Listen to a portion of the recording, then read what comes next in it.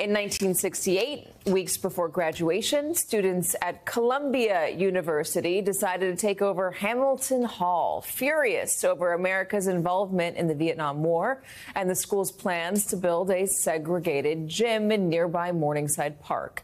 In response, the college called in the NYPD. Here was the front page of Columbia student newspaper when it happened. University calls in 1,000 police to end demonstration as nearly 700 are arrested and 100 injured. Violent situation follows failure of negotiations. That's from the Columbia Spectator. Today, also from the Columbia Spectator, the same newspaper, NYPD confirms arrests of 119 individuals following sweep of occupied Hamilton Hall and Gaza Solidarity encampment. The question is, what comes of it? And how much of this is actually a parallel to 1968? Joining us now, Michael Seal, co-host of MSNBC's The Weekend, and former RNC chairman David Frum, senior editor at The Atlantic. Thanks for being here, gentlemen. Michael, you're the former RNC chairman. I just want to make that clear in case that read didn't come off as clear as I wanted it to. David, I want to ask you about the article you wrote. You said that this is not 1968 all over again, that there's a difference, that the protests we saw on college campuses back then and the protests that we saw at the convention back then, also in Chicago, are not going to be mirrored today. Why? Look, a lot of the protesters are retaining a folk memory of the history of 1968, but while they're trying to relive this history, the police have actually learned from the history.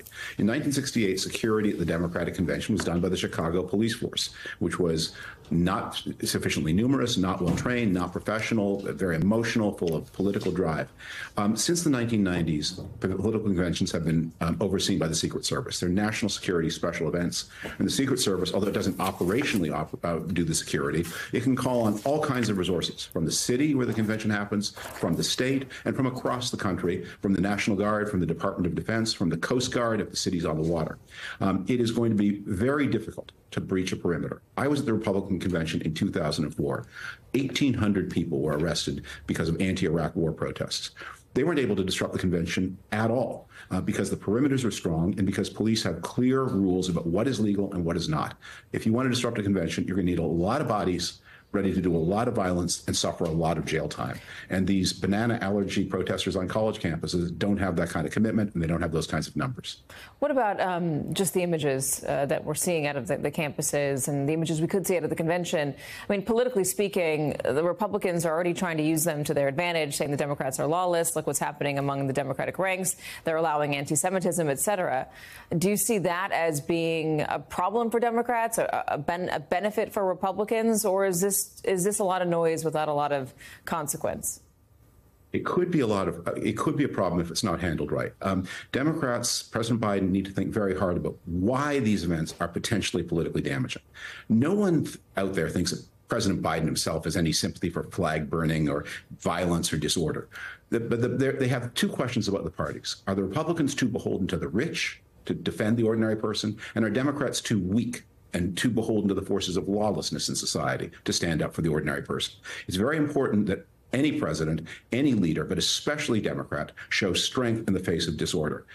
We are seeing some of that strength now with the arrests. Those things are good for the people who enforce the order. And weakness and temporizing and uncertainty, those are what harm office holders, and especially Democratic office holders. It's not just these protesters, though. There are a lot of voters out there, Michael, who sympathize with the Palestinians and are horrified by what's happening in Gaza and are deeply upset at the Biden administration and the American government for supporting Israel in the war. And we saw that with the votes for nobody, essentially, in Michigan and Wisconsin, other states where there's a number of people who are who want to make sure that President Biden knows that they don't support what's going on. Do you see that as an issue in November?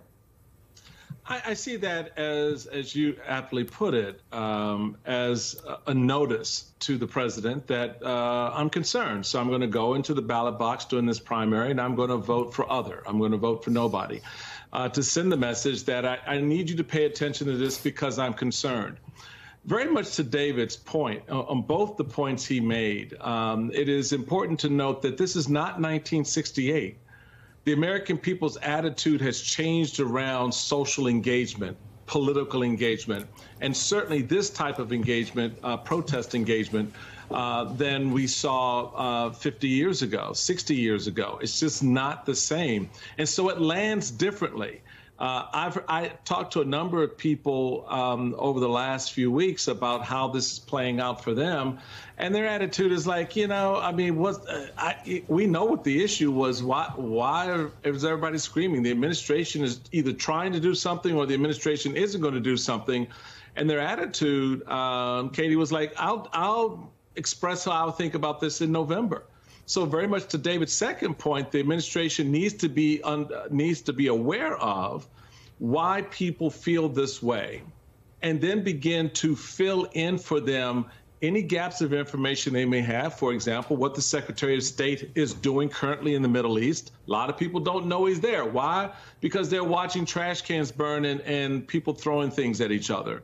That's drama, but the work of the administration is going on, and narratively, they've got to convey that. The Secretary of State is in Tel Aviv. He's trying to convince the Israeli government to give him a concrete plan for what they are going to do in Rafah and how they're going to protect civilians. He's also trying to convince Hamas through intermediaries to take the plan to take the deal that is on the table, saying Israel made a lot of concessions. It's a good hostage for extended ceasefire deal, and that if they don't take it, it's Hamas's fault that the violence will continue. Let me ask you about a little bit of breaking news we just have out of Arizona. The Arizona Senate has now passed the repeal of the 1864 Civil War era abortion ban, which means it's going to go to the governor's desk. She is expected to sign it. The consequence of this for November, what do you believe it to be, Michael? The consequence is too little too late for Republicans, because there's so many cats out of that abortion bag that they can't corral them all. This is symbolic in some respects for a lot of women out there who say to themselves, well, why did you even think you could impose this on us in the first place? Secondly, this law will be in effect unless there's some other legislative measure taken for the next 90 days until possibly up to July, unless there's a catch-all provision in the legislation that sunsets that law the day of signing or within the week of signing. So the other thing is, it was a forced error. In other words, the Republicans were forced into this position, and so it becomes a real problem for the pro-life side of the Republican equation, who are looking at, as I've just seen before coming on here, some pro-life comments in my Twitter feed about how, two Republicans have now flipped to give Democrats the ability to kill babies. Again, the Howell Code, where this abortion ban was embedded back from 1864, also said the age of sexual consent for a girl was 10 years old. Michael Seal, David Frum, that's when the law is from. That's what the thinking was back then. Gentlemen, thank you very much.